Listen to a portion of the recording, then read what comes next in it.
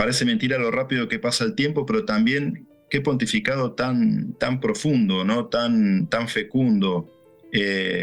Un papa pastor, un papa que no es, creo yo, que no es ni de izquierda ni de derecha, sino que es un papa profundamente arraigado en el Evangelio, un papa pastor.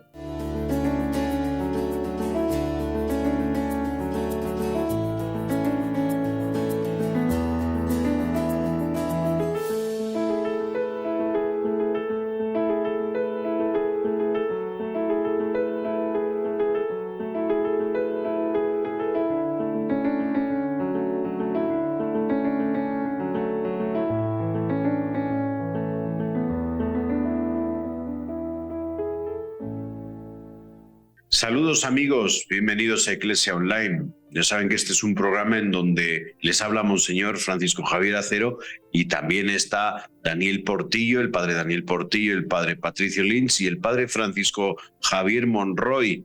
Muy buenas, bienvenidos. Saludos, buenas tardes a todos. ¿Qué tal? ¿Cómo están? Saludos. Hola. Pues este programa quiere ser un homenaje a un hombre con 86 años que años antes, hace 10 años, con 76, dijo que sí estaba dispuesto a servir a la Iglesia. Y ese sí, como ha dicho en varias entrevistas, le ha llevado a una paz y a estar realmente asistido por el Espíritu y pues muy apoyado en muchos lugares de la Iglesia Católica. Es el Papa número 266 de la Iglesia Católica, el primer papa europeo en 1300 años, el primer papa latinoamericano y el primer papa jesuita. Estamos hablando del Papa Francisco. Su presencia en varios países a lo largo de su pontificado, durante estos 10 años de pontificado, han sido propiciar la renovación, la voluntad de construir pues un mundo más humano, más fraterno, más justo, y siempre desde defendiendo la dignidad humana, el respeto a los derechos humanos como premisas fundamentales. Y yo creo que dentro de la Iglesia lo bonito que está haciendo es, para mí lo más preciado es esa reforma, y esa reforma dentro de la Iglesia que siempre está dirigida hacia la misión de la Iglesia, anunciar a Jesucristo. Vamos a hablar mucho del Papa Francisco y lo vamos a hablar con cariño, porque no deja de ser para nosotros un hombre ejemplar que a sus años, su último viaje a África, proclamando que existe la paz y defendiendo la dignidad humana. ¿Quién quiere empezar? Quizás empiezo, ya que es mi paisano y recordando ese día que en la Argentina se vivió con una gran sorpresa. Ustedes saben que en Argentina somos muy futboleros y les puedo asegurar que en cuanto fue nombrado Jorge Bergoglio como sucesor de Pedro, fue una experiencia similar. En las calles empezaron a sonar bocinazos, la gente salió a las plazas, las iglesias se llenaron. Yo recuerdo estaba trabajando ese día y me fui rápido a la Plaza de Mayo, a la Catedral Metropolitana, y eso parecía hubiéramos ganado el campeonato del mundo. La iglesia era realmente una cancha de fútbol, ¿no? Y es muy increíble que elijan a alguien de tu país como papa. Además de esto que decía Monseñor, de que es el primer papa latinoamericano, jesuita, y todo lo que eso significa, ¿no? Una iglesia de la periferia que termina estando en el centro de la cristiandad. Y me parece que 10 años de pontificado, parece mentira lo rápido que pasa el tiempo, pero también qué pontificado tan profundo, ¿no? Tan fecundo. Un papa pastor, un papa que no es, creo yo, que no es ni de izquierda ni de derecha, sino que es un papa profundamente arraigado en el Evangelio, un papa pastor, el papa de la ecología, podríamos decir, ¿no? Creo que ese sería también uno de los hitos dentro de su pontificado, en este momento donde, nuestra casa común está en situación de riesgo, la voz del papa como una voz profeta, ¿no? En defensa de la casa común. Tantas cosas que podríamos indicar, ¿no? Pero yo quería empezar con este recuerdo y también sumarme a la invitación del episcopado argentino, que está haciendo una invitación en mi país a vivir con gozo y con fervor estos 10 años de pontificado de Jorge Bergoglio. Exactamente, parece que fue ayer aquel día, principios de marzo, a las 19 horas, ¿no? Que después de la quinta ronda del segundo día del cónclave, era elegido el cardenal Bergoglio como papa. Y pienso que además de poderle denominar el papa de la ecología, creo que también ha tenido que ser el papa que ha tenido que enfrentar, porque las reflexiones mismas del cónclave iban ubicando la elección de un hombre dispuesto a la reforma, renovación dentro de la iglesia, dentro de las estructuras de la iglesia. Creo que si algo ha tenido que padecer y enfrentar y ver la manera como tiene que darle frente a esto, ha sido Francisco con el tema de la reforma de la curia, por ejemplo. Es decir, una curia que tiene siglos funcionando y que puede mantener un mismo esquema de colaboración o de trabajo, y la manera en la que efectivamente un papa más pastor, que no había sido un hombre de curia, porque esto hace la diferencia. Por ejemplo, cuando llega Ratzinger como papa, que había sido un hombre de la curia vaticana, que había colaborado dentro de la curia, ahora llega un papa pastor que ha trabajado todo el tiempo fuera de la curia vaticana a ser el cabeza de esta curia también. Pues viendo estos 10 años de pontificado del Papa Francisco, yo me atrevo a decir que no es un papa jesuita. Yo creo que es un papa franciscano. Es decir, igual que aquel primer Francisco, ¿no? El tema ecológico, el tema de la hermandad universal, el tema de esta humanidad, todos unidos, todos formando una única familia bajo un único Dios. Igual que aquel Francisco I, ¿no?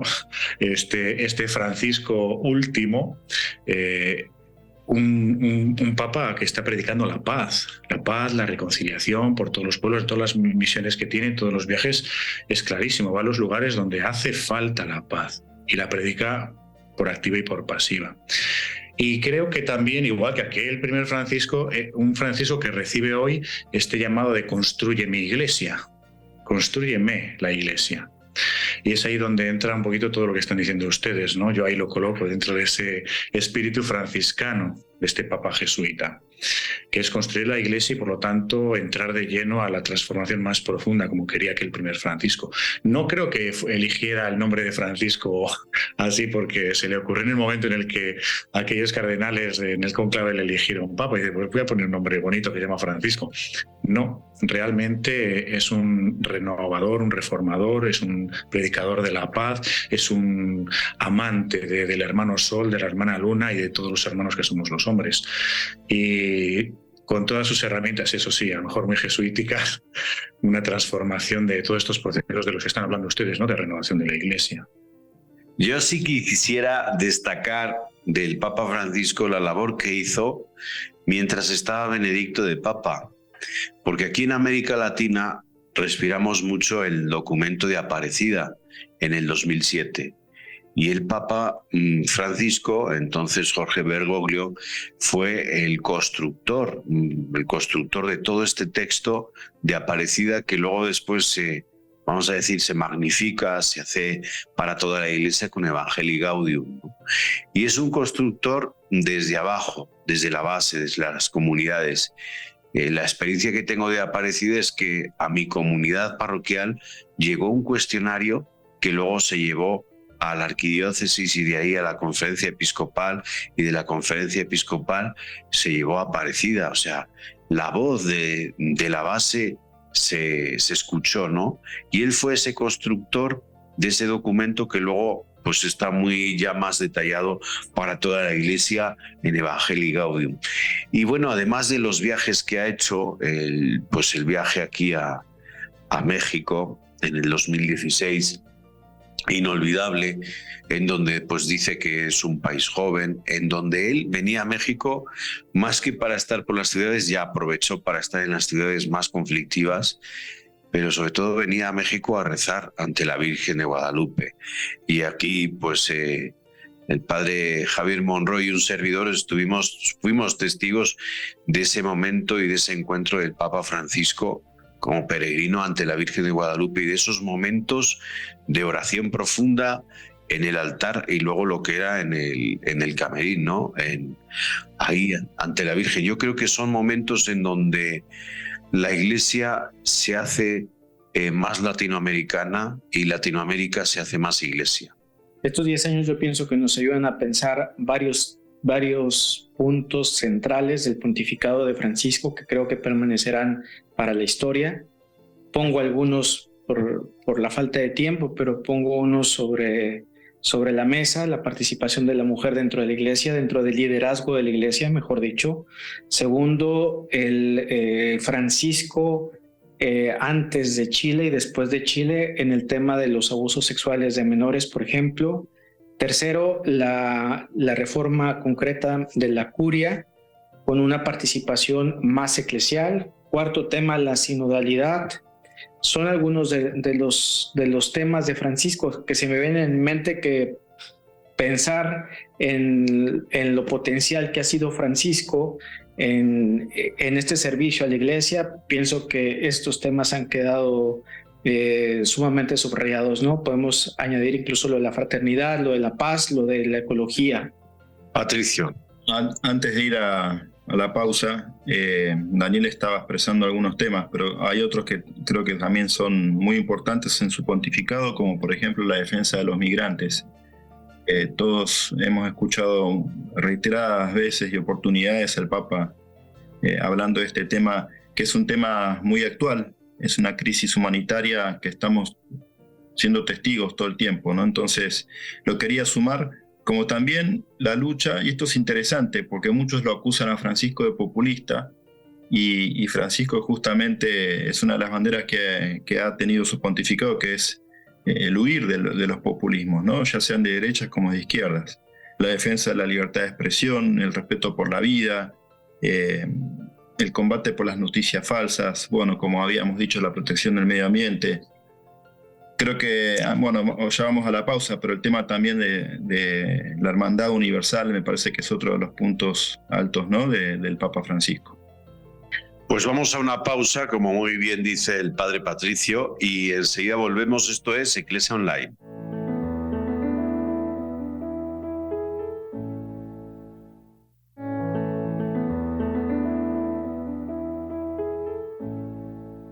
Seguimos aquí, esto es Iglesia Online, les habla Monseñor Francisco Javier Acero, está con nosotros también el padre Patricio Lynch, el padre Daniel Portillo y el padre Francisco Javier Monroy. Estamos hablando de estos 10 años de pontificado, un regalo para la Iglesia del Papa Francisco. Y pues en esta segunda parte sí me gustaría hablar de tres, vamos a decir, tres bloques que creo que son característicos en él. El primero, su lucha por los abusos de poder.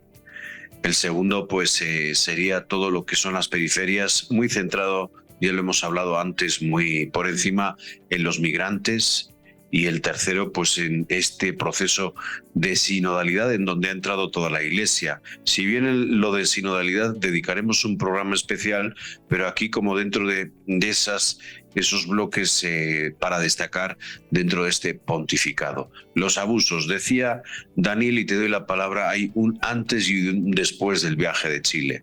Vemos un Papa que ve la realidad es consciente de la realidad de los abusos, pero no con la dimensión, digámosle, que se encuentra en el fondo de los abusos, donde también puede ser engañado un Papa por tema de informes que se le están dando. Creo que Chile fue un parteaguas en el pontificado de Francisco, que define justamente su lucha, que define concretamente las líneas con las cuales quiere, las líneas que pretende combatir, la escucha, la cercanía con víctimas. Hay una conversión muy clara y muy evidente en Francisco después de la visita de Chile, porque fue, decimos en mexicano, un balde con agua fría. Alrededor de tantas situaciones que estaban de fondo, Francisco se topa con esta realidad donde los abusos no solamente es un tema entre dos personas que están involucradas dentro de estos actos, no un agresor y una víctima, sino que alrededor hay toda una falla sistémica que es con la cual se enfrenta en este momento Francisco, y que a partir de ahí comienza a ser considerada. Es cuando comienza él a hablar de las fallas estructurales dentro de la iglesia, es decir, es también reflexionar sobre cómo la iglesia también debe enfrentar este tipo de situaciones. Y la capacidad que tuvo Daniel, el Papa, para aprender de sus propios errores, ¿no es cierto? Eso creo que también es algo novedoso, porque en general lo que se proyecta sobre los papas, ¿no? En función de que los papas no se equivocan, etcétera. Vemos un papa muy humano, con capacidad de reconocer sus errores, de pedir perdón y de hacer un viraje completo, ¿no? Seguramente el papa, en el caso de Chile que estás hablando, estuvo mal asesorado y demás, pero él mismo tuvo la capacidad de darse cuenta y de reconocer, y realmente ha hecho un cambio muy notable en este tema, ¿no? Pero también quería resaltar, me parece que el Papa Francisco y su pontificado es muy interesante en función de la eclesiología del Concilio Vaticano II. Es un Papa que es totalmente enraizado en el Evangelio y también en la enseñanza del magisterio de la Iglesia en el Concilio Vaticano II, donde está intentando, con su pontificado, darle una continuidad. Un acontecimiento eclesial, esto es una opinión mía, considero que en el pontificado de Juan Pablo II y de Benedicto, medio que se puso un freno de mano al Concilio Vaticano II, y que Francisco le está volviendo a abrir la puerta, ¿no? Y que ahora, gracias a Dios, estamos llegando a esta posibilidad de celebrar este sínodo sobre la sinodalidad, que creo que es fruto también del Concilio Vaticano II. Eso quería también traer a colación, porque me parece que es un tema muy importante, especialmente para futuro, porque el Papa pone mucho énfasis en los procesos, no es tanto ocupar espacios, sino iniciar procesos, y creo que el pontificado de Francisco tiene que ver con eso, ¿no? Continuar un proceso que viene en el Concilio Vaticano II y que solo el Espíritu sabrá a dónde nos va a conducir, ¿no? Y que además, Patricio, nos está diciendo el modo en el que la Iglesia tiene que ejercer esta eclesiología. Este ir al mundo nos está diciendo constantemente dónde están un poquito las prioridades. Es para todos, pero sobre todo para las periferias. Que la Iglesia, todos en la Iglesia nos debemos especialmente a los inmigrantes, a los migrantes, a la mujer que no está en su lugar en la iglesia o en el mundo, a los pobres, a los desamparados, a todo tipo de marginación, a todo el que sufre, al desesperado. Es decir, a todas esas personas, esos son los lugares donde la iglesia, esa es su eclesiología, es donde tiene que estar. Es decir, el salir, el vivir desde esos lugares, yo creo que esa sería como la idea, creo yo, central, no sé si a lo mejor me equivoco, pero lo ha repetido muchas veces, yo creo, es vivir desde ahí. La iglesia tiene que estar ahí, no desde un centro y ver las periferias, no. Tiene que existir en las periferias y desde ahí vivir, desde ahí evangelizar, ¿no? Creo que ese es el modo concreto de llevar a la práctica esta eclesiología, que pudo ser teórica en unos documentos en el Vaticano II, pero que con el Papa Francisco como que la estamos aterrizando y nos está metiendo bien de lleno en que vivamos en esos lugares donde la gente en realidad sufre. Y ahí es donde tiene que estar Cristo. Por lo tanto, cada uno de nosotros o la Iglesia tiene que estar ahí, ¿no? Quiero una iglesia pobre y para los pobres. Fueron las primeras palabras ante los periodistas reunidos en el aula Pablo VI, allá en el Vaticano, los primeros días de su pontificado. Y creo que esto, pues él lo está consiguiendo desde lo que nos estás diciendo, Javier, una iglesia pobre y para los pobres.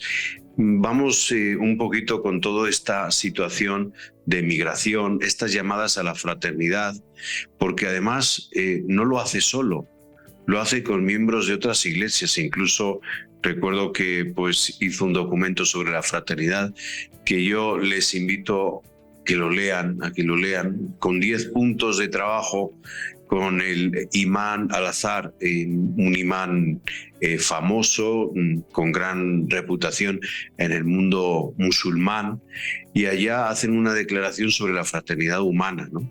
Como un principio para también establecer la dignidad humana y también la dignidad en cada país y sobre todo la realidad de los migrantes en Europa, en América y también en Asia, ¿no? Los Rohingya que pues están sufriendo pues estas catástrofes de nadie los quiere acoger y son echados de cualquier país. Y él pues es una voz profética para pues todas estas personas que están migrando de un país a otro, que son peregrinos. No simplemente le está dando una teoría sobre fraternidad universal, no.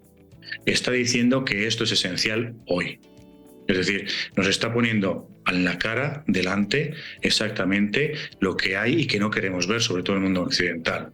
La pobreza, la miseria, el dolor, la falta de dignidad humana que tienen miles y miles de millones de personas y que no queremos verlo. Entonces yo simplemente quiero destacar eso. Puede que se escuche mucho, se escuche poco, no lo sé, pero que se ha centrado durante los 10 años en este tema es clarísimo, ¿no? Ojalá que nos toque un poquito el corazón. Hay millones y millones y millones de personas sin una pizca de dignidad humana en muchos aspectos, ¿no? Sea por vivienda, sea por alimentación, sea porque tienen que emigrar, sea porque no tienen familia, sea porque son abusados, sea por mil razones, ¿no? Pues yo quiero destacar ese punto. No es una teoría en un librito de fraternidad universal sobre Fratelli Tutti, ¿no? No es simplemente un librito. O sea, es un grito desesperado de que hay muchas personas sufriendo y no podemos llamarnos cristianos si no atendemos esto.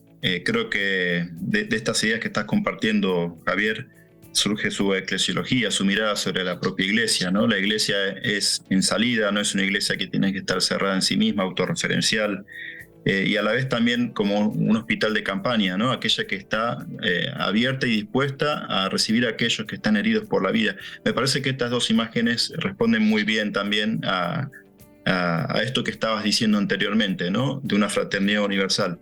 Así que yo estoy orgulloso, ¿no? De mi paisano y quiero con esperanza, ¿no? Estar así abierto a ver lo que viene, porque muchos dicen que es un pontificado terminado, pero yo creo que ahora con la muerte también de Benedicto XVI se abre un nuevo capítulo. Y yo quisiera cerrar también otra idea, a propósito de lo universal, es caer en cuenta también de que lo universal también tiene que ver con el Colegio de Cardenales. Creo que el siguiente cónclave podrá mirar la universalidad con la cual ha sido compuesto por Francisco en cada uno de los consistorios donde se ha elegido a cardenales desde la periferia también. Y creo que el mismo futuro cónclave quizás echará de menos las grandes urbes representadas por los cardenales que por historia ya eran considerados como parte del cónclave, ¿no? Es decir, que hoy podremos encontrar cardenales de poblaciones donde por primera vez tenían a un representante de ellos en la iglesia, y pienso que esto es justamente para ir abriendo con esta visión de iglesia más amplia, que sea menos centrada en sí misma y sobre todo con una iglesia siempre dispuesta a reconocer las periferias y los países, los lugares, las diócesis donde se encuentran pastores como estos. Pienso que también el perfil episcopal elegido por el Papa ha sido muy, muy bien definido, obispos más pastores.